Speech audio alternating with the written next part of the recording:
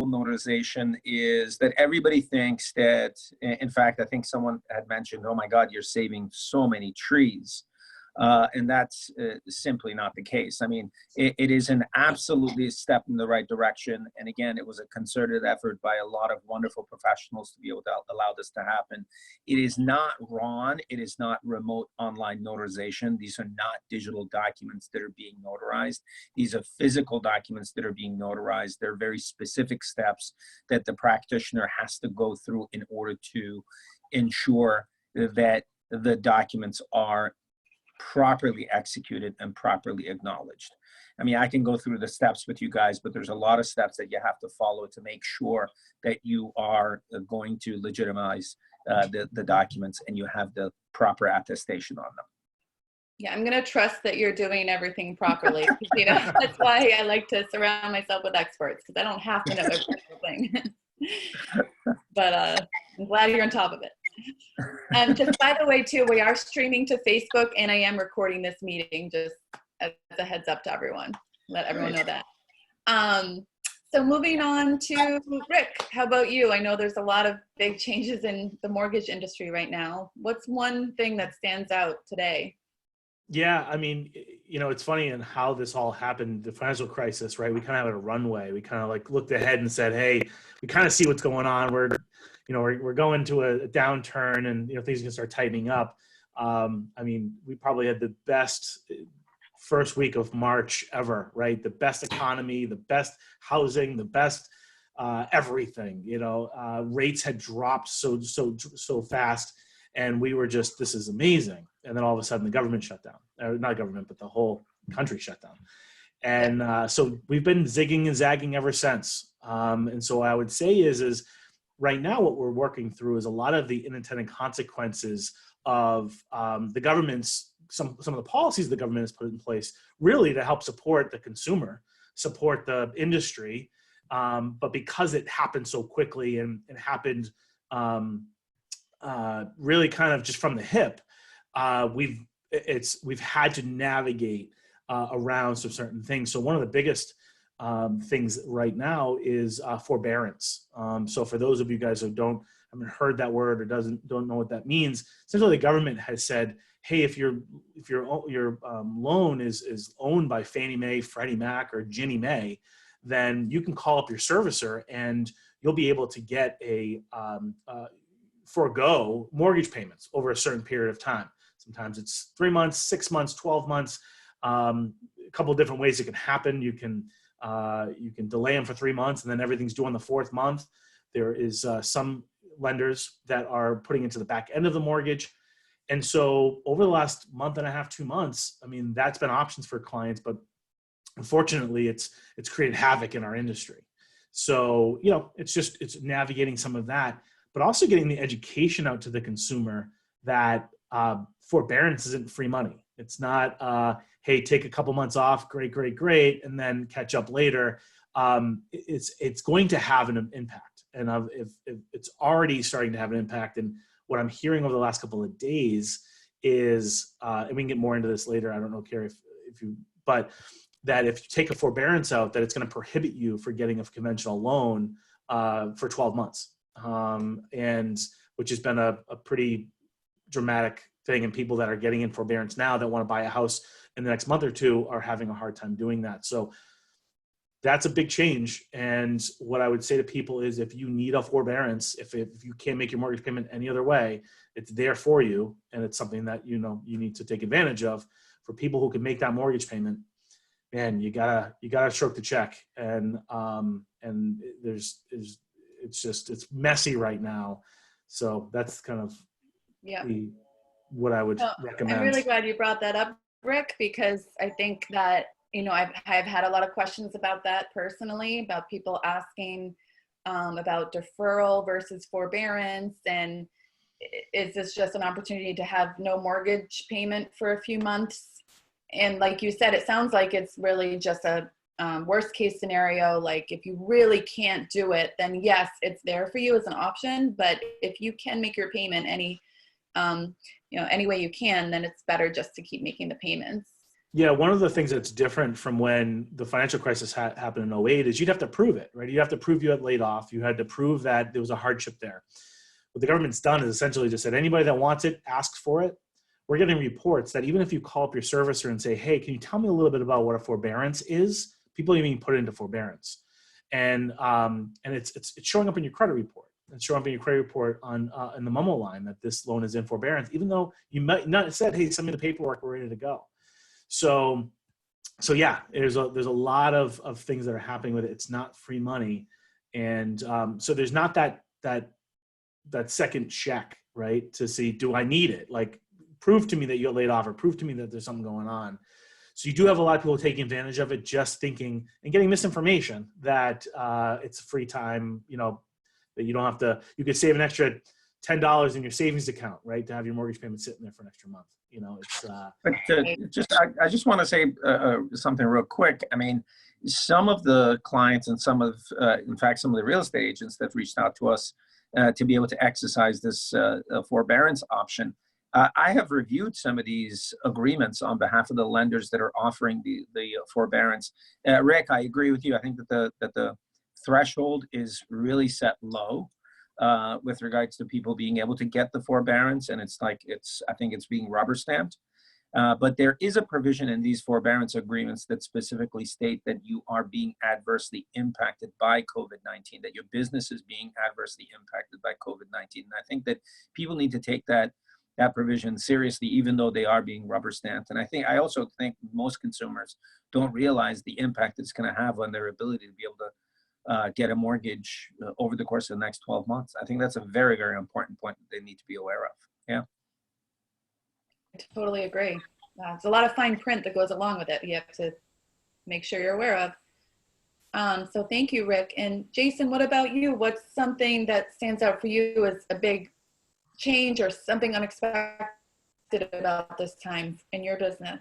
Yeah, I think my biggest takeaway is the resiliency of the marketplace and the amount of transactions that are still happening, new transactions in addition to transactions that were in process. The optimistic outlook that many economists have who focus on the real estate industry as to where we will be 6 months from now and a year from now.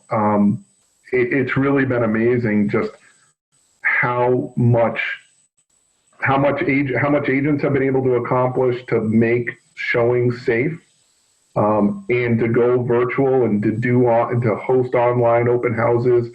How the rest of the community, the mortgage, the lenders, the attorneys, the housing inspectors, for the smoke inspectors, the registry of deeds, how they've all enabled us to be able to move our business forward while sitting at home.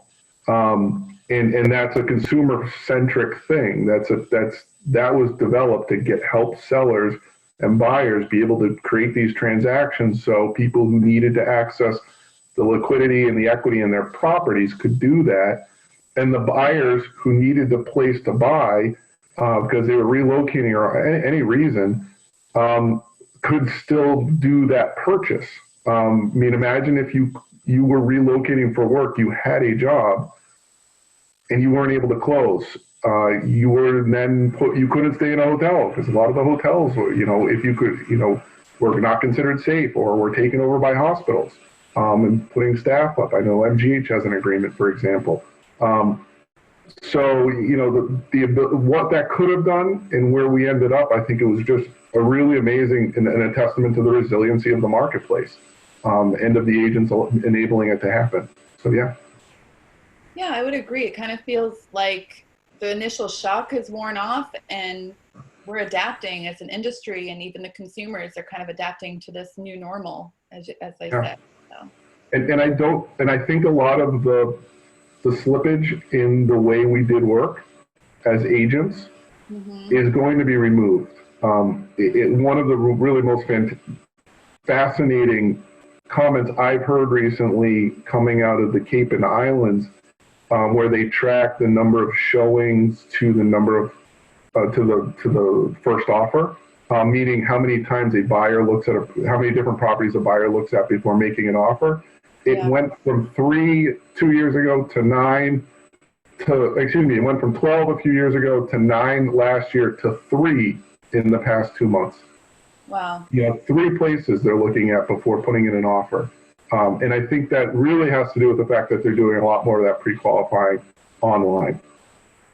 Yeah, absolutely. And it sounds like buyers are just really narrowing down to 3 properties, going out to see them, and then making an offer. Yeah, it's amazing. So, Yeah. um, Great. So with that, what would you guys see as the biggest factor, or 1 or 2 of the biggest factors in how this might all play out in the next 6 to 12 months in the real estate market here in Greater Boston? If you could name 1 or 2 things. Jason, what about you? to me, for the greater Boston market, I sort of look at what the schools do as probably being the biggest economic driver as to what the rest of the marketplace might do. Really? That's probably the biggest X factor.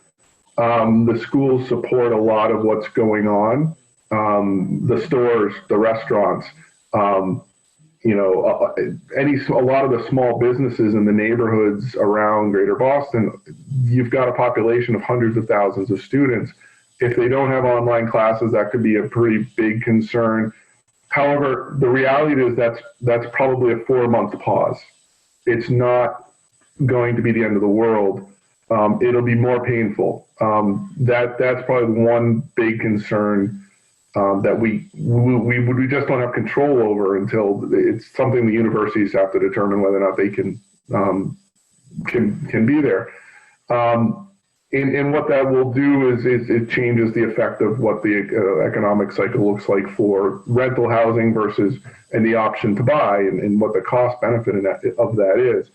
From a purely buyer-seller standpoint, I think you're going to see a lot fewer people selling this year because they've missed their window of opportunity.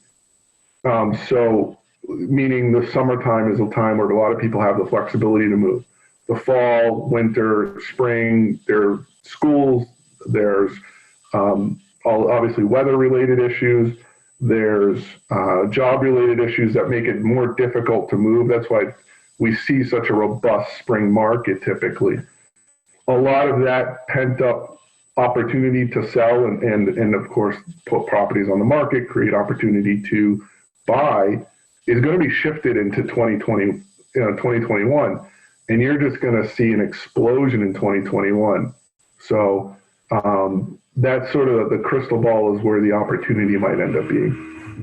Okay. One of the things that I think a lot of the questions I've been fielding is by buyers that are thinking, hey, is this an opportunity for me to buy a bargain? Do you think that the property values and prices are going to go off a cliff? And, you know, I think, again, none of us have a crystal ball and none of us can predict how, you know, this all is going to play out. But my personal feeling is that no, we're probably going to see some sort of a flattening. And I think Rick could probably talk to this point a little bit more, but I think that what we are going to see is we are going to see a gradual sort of a credit crunch, if you will.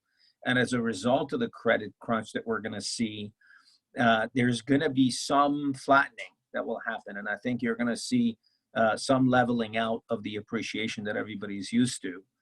But putting that in perspective with what the inventory has been leading up to this COVID-19 pandemic that we're dealing with, and I think you'll see that you're gonna have high demand, low inventory, and you're gonna continue to have high demand, but not enough buyers can qualify for these mortgages. And so as a result of that, I think you're gonna see overall a neutralization, but not necessarily a price drop drastically like we saw in the 08, 9, 10 timeframe. Yeah. You're watching the ability of buyers to qualify and how many people are able to be pre-approved relative to what it was like last year. Yeah, definitely. Yeah, just to piggyback off of what Ollie had to say. Well, first of all, let me talk about interest rates for a minute. You know, so interest rates are pretty much the lowest they've ever been. You know, I think we had one day 5 weeks ago that we probably a little bit lower than today, right? Before everything headed the other way. So, but we're at all-time lows. And from what I'm hearing from a bunch of different sources is that everybody's pretty confident that we're going to see mortgage interest rates stay low until the second quarter of next year.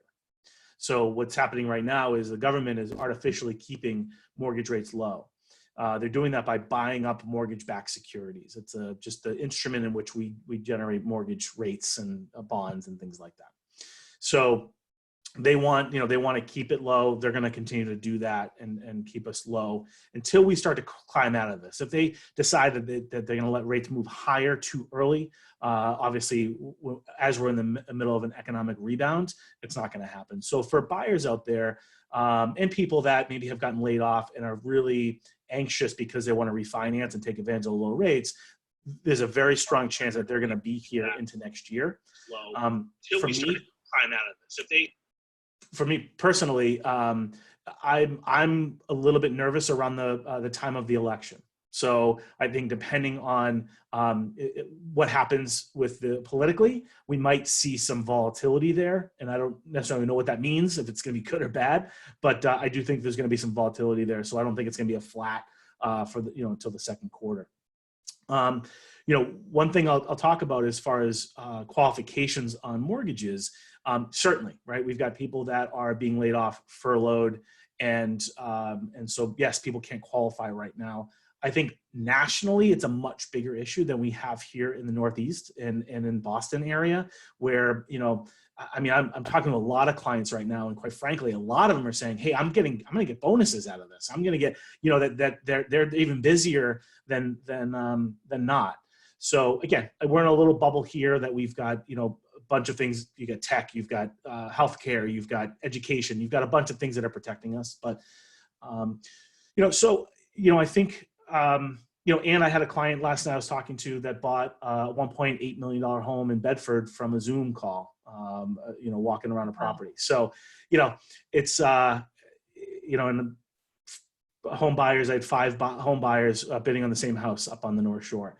So I think that the property values are going to be high for quite a while until you could absorb the people that want access to the housing, and we're just short of it. So. Yeah, if I could jump in on that, because we have the March data for month end March.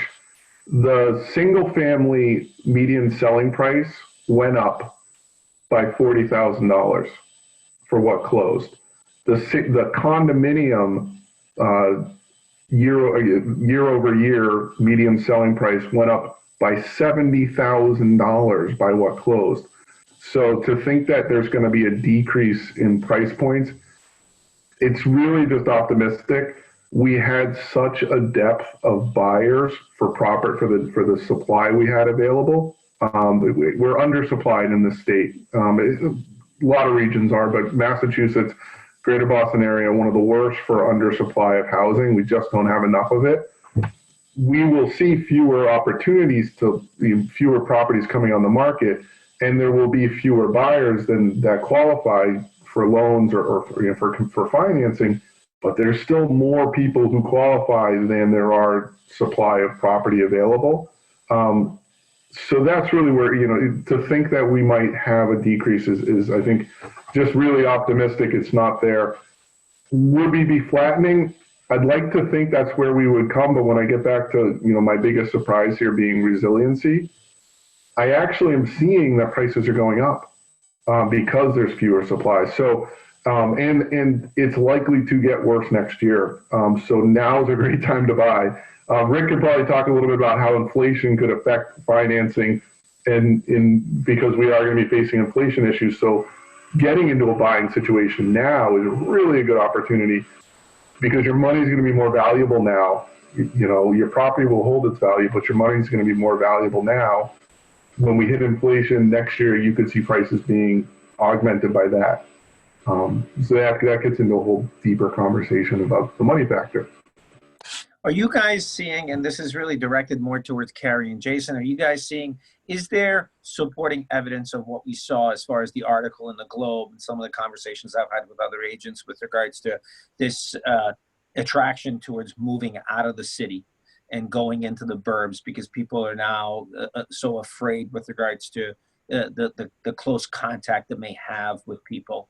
Are you guys beginning to see that? Are people expressing selling their Yeah, places I and mean, moving to the burbs? personally, I just listed a property with some past clients who are moving from Somerville to Vermont. They're getting the heck out of town. And, you know, it's something they'd been kind of thinking about for a while, but they just said, well, now seems like the time, right? So I guess I have seen that starting to happen a little bit. And How's that going to impact the inventory? How's that going to impact some of the stuff that Rick was talking about, or Jason, you were talking about with regards to inventory, availability of stock, so on and so forth, especially when you're sort of comparing it to the buildings that have already gone up, some of the construction that's already stopped, and some of the additional inventory that we're seeing to come down the pipe? I think it's hard to say yet how accurate that Globe story it is. I think there's always anecdotal evidence that can be looked at. You know, I've got a listing coming on in Framingham. I certainly hope that's true because it's got a little bit of land, it's private entrances, but that doesn't mean it will be true. And we'll find, you know, that'll certainly be a litmus test for me personally. But when we see the April sales data come in by town, that might start to see it. But we're really going to know whether or not that's true is further out. There's still people looking in the urban areas. There are still plenty of transactions happening in the urban areas. So I think people's time horizon is beyond fall and further when they're, you know, it's not 2 years, it's 5 years when they're buying a property. And I think most people are comfortable this is a 1 to 2 year issue that we're facing right now. So certainly there'll be those people who buy, but I think it has more to do. But overall, I don't think that'll be quite as big of a story as it's sort of been made out to be recently. I mean, on a personal level, from myself, I'm not seeing a major shift. Right.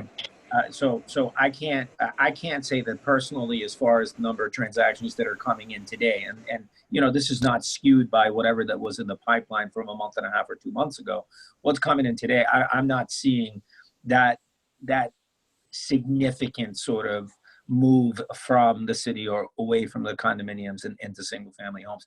Rick, are you seeing a change in the demographic of buyers that you're now servicing? Are there different dollar values or loan amounts that people are more attracted to these days? I'm just curious. Yeah, it's weird. Over the last couple of months, I'm seeing two different pools. I'm seeing a lot of the first time home buyers. And first-time home buyers up to like 800,000 that are moving from rental to buying a home. And then, quite frankly, I mean, I've probably in the last month have done more $1 million transactions than I have in probably the last couple of years. So we've got a lot of, and that's a function of there's one of the unintended consequences of what has been going on is the jumbo market has lost a bunch of outlets on financing. Some of the big lenders have decided to get out of that arena. Companies like Chase and Wells Fargo, and so a lot of lenders utilize them to bring jumbo liquidity to the market. A lot of those are gone, but we have relationships with banks. Local credit unions in the market that still want that. So it may be a functionality of like, I'm just getting a lot more because there's not a lot of places for it. But, you know, like I said, last night, 1.8, another 2.1 in Belmont. We've got a $950,000 condo, 5% down. So we're doing a lot of that jumbo stuff as well. So, you know, we're just. Sorry, go ahead. Finish your thought. I was done. Okay. Sorry to interrupt, but I just wanted, from what you guys are all saying, it kind of sounds like there's opportunities on both sides, buying and selling. For the buyers, the interest rates are incredibly low and they probably have less competition at the moment from other buyers who are holding off for whatever reason. And then on the selling side, there's just such little inventory that it seems there's a very high demand for whatever comes on the market. Could you guys perhaps speak about a strategy for each Just a real quick buyer. clarification. Sorry to speak over you. Just a real quick clarification. There's less inventory there, but not, and it's been painfully low, but comparatively, we're not that, there is less, but not like an astronomical amount less. You know, it's not a huge delta. In like Middlesex County, we're at about half of what we typically are this time of year. Yeah, it is dramatically, well, I guess, we'll go with that. It is a lot less. I'm just looking at the March data. We were off by about 100 units. I'm sure it's gotten more, the bigger difference as we've gone over. Yeah, and that doesn't sound like much at all. I'll tell you, practically speaking, if you were to ask me what are some of the things that I think sellers in today's market and buyers in today's market should exercise, honestly, I think it's flexibility. I don't think that sellers should, I don't think they need to make concrete plans with regards to move and such until they know for certain that they have a buyer that will be able to perform. Yeah. On the buy side, and again, all these provisions that I talked about earlier in our session is to be able to add that flexibility. I mean, we don't know exactly what's going to happen. We don't know what type of government departments or registries or the government's going to shut down. We don't know about any of that. We don't know if a particular buyer that signed an offer is going to get furloughed or is going to get laid off. And as a result of that, it's not going to be able to qualify for a mortgage. So because of all of those unknowns, we advise the sellers to please remain flexible and understand that this is a liquid situation. Don't put all your eggs in one basket. Don't plan for your move and hire your movers and box up all your stuff and all that. I think it's important for them to think about that. Some of the old strategies that we were talking to sellers before with regards to flexible close dates, effective utilization of use and occupancy, etc. I think all of that is even more important today than it was back then. I think that's great advice. Yeah, what I'll say, absolutely on the buyer's side. I mean, if you think about where rates were just 6 months ago, you know, you're probably 3.87, call 4%, right? 4%. Now we're in the low 3% range. Now on a $500,000 loan, if you come down 0.5%, it's $50,000-$60,000 in buying power. I mean, if you think about that, that's, you know, that gets you into a cul-de-sac, that gets you another bedroom, another bathroom. So just the effectiveness of mortgage interest rates falling to where they have, even more than 0.5%, gives so much more buying power to a client to keep that payment the same at 4% or 3.25%. So absolutely is such a great time to do it. Certainly the sellers, right? If you were to go list your house, do you want your competition, you know, the same type of house you have, also listing their house at the same time? Absolutely not. So if you're in a position where you could go to your Cape house, right, and leave your place empty, or if you were able to move, you know, be in a position where, you know, you had a weekend where you were away and you had open house or however you guys are doing it now, and got it under agreement, you know, had a home inspection and that was it. Like, man, there are so many buyers out there in the marketplace looking to do that. So the advice that when clients do ask me is this the right time to buy? It's like, did you find the right house?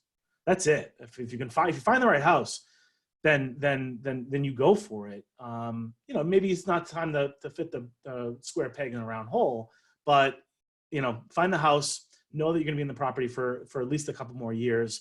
And if you check those two boxes, then, I mean, you know, take advantage of the rates and what we're doing right now. In other words, I'm just gonna follow up that. Sorry to interrupt. I just want to follow that up with one thing, which I had actually jotted down to bring up during this discussion. I think now more than ever is absolutely imperative to have the right team in place. You know, it is absolutely important for you to have a full-time real estate agent that is experienced, that's insightful, that's been doing this, that like Jason was talking about with regards to the effective employment of virtual tours and setting all the pre-qualification expectations up front. Extremely important. Talking to an experienced lender, and again, understanding about what's going on with the market, what's going on with the potential credit crunch, and certainly having the right law firm on your side, having the right home inspector on your side. And I think all of that now more than ever, it's critical for you to be able to have the right team in place for you to be able to make it to the closing table. Couldn't agree more. 1,000,000% agree. Not the time to be looking for a discount broker with limited service. Yep, I had a client up in southern New Hampshire saying, "Yeah, I think I can sell this on my own." I go, "I think you can't."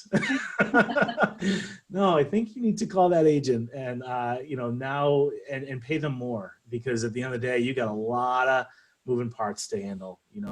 COVID, financial, keeping everybody. I mean, what some of the best real estate agents like Jason and Carrie is, you just got to keep the stress level down. There's enough stress out there. Even in a regular market buying a property, there's enough stress.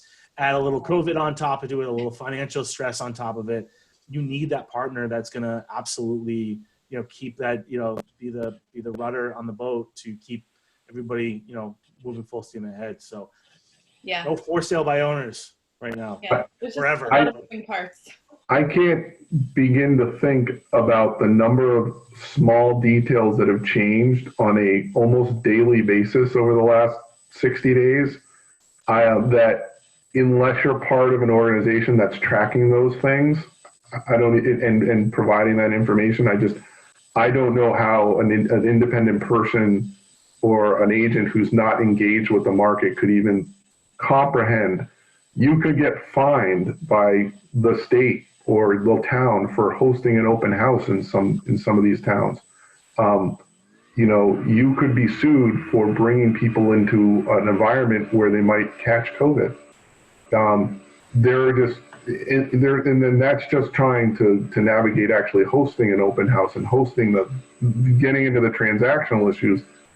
Those things are changing on a daily basis. How do you properly handle a smoke inspection? Which towns are hosting smoke inspections? How do you actually navigate the smoke inspection extensions because there's a lot of misconception about how those things work. Not a good time to be working with someone who's only partially engaged or do it yourself. It's just, there's too many obstacles you will never even know to ask about. We're definitely earning our fee these days. So, so I wanted to give a few minutes too, just to open it up in case anybody had any questions here that are listening. But my last question for you guys is, I know you don't have a crystal ball, obviously, but to give your kind of best guess of what we might see in the next 6 to 12 months as, the quarantine measures start to relax a little bit, as we head into the summer and fall, what would be one thing you think we might see? Ali, you've got your... I would say that that buyers and sellers are going to be, essentially, they're going to adopt a new normal. I hate to say this, but I don't think that our lives are going to be quite the same as it was pre-COVID. And I think they are going to understand what the new normal is. They understand what it entails. And I don't necessarily think it's a 6 to 12 month impact. I think it's going to be a longer impact than that with regards to how we deal with this new normal. Now, what I can tell you is that when this whole thing started, I was going insane trying to keep people sane. And now that some of that dust has settled, I think a lot of people realize that the sky is not falling. The world is not coming to an end. And as much as we've all discussed, transactions can continue if you have the right team and you have the right players surrounding yourself. You'll be able to get to the closing table.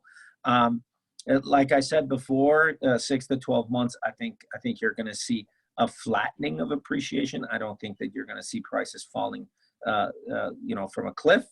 I think that 2021, much like Jason was talking about, we could potentially be dealing with a tidal wave of transactions, both on the seller side because you have cooped up demand. I think Rick could probably talk about what the interest rate climate is going to look like next year.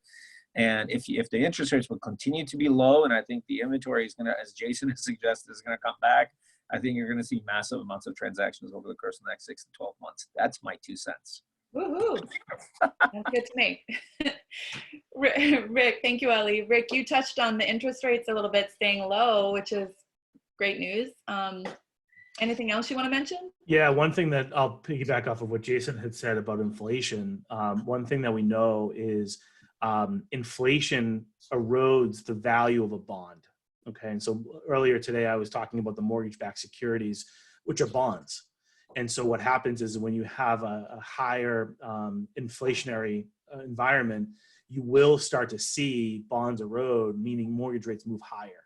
And so that's why I think the economists are saying, okay, maybe first quarter or second quarter of next year, we'll still have low rates, but then you'll start to see mortgage rates move higher. So, and one thing that the Fed uses to control inflation is adjusting that the Fed funds rate. Right. So if the Fed funds rate, if they'll move that higher to curb inflation, move it lower to curb inflation. And the problem is we're already down to zero. So there's not a lot of tools in that belt. So, it'll be interesting. But what I'll say over the next 6 to 12 months is, again, we will have pretty much low interest rates. We'll start to navigate through some of these loan programs that have gone away or are harder to find. I think once we get employment back, people start going back to work, the government starts to open, or the economy starts to open back up, we will start to see mortgage be a little bit easier to navigate and be approved for and that type of thing. So, it's pretty decent now. I think 2021 is going to be a pretty solid year for purchases and still the opportunity for refinance transactions for those people who are getting back to work, getting back under their feet. Hey, Joe. So I'll definitely agree with everybody who agreed with me. So that's always helpful. But I would also look at, I think the opportunity for renters who are now potentially working from home or spending a lot more time at home to become buyers is going to be augmented.